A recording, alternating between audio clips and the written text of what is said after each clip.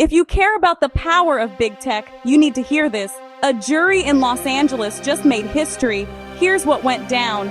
A Los Angeles jury found Meta and YouTube negligent for how their platforms are designed and run. This isn't just another lawsuit. This is the first time social media addiction made it all the way to trial, and the companies lost. The verdict? Meta and YouTube are on the hook for $3 million in damages to a 20-year-old who says compulsive use as a teen triggered depression, anxiety, and body image struggles. Here's what's wild. This verdict could open the floodgates.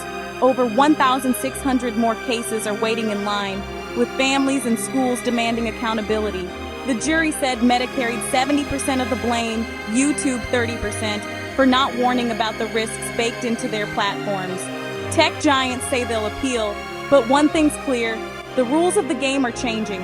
For the first time, human impact and tech accountability are at the center of the conversation.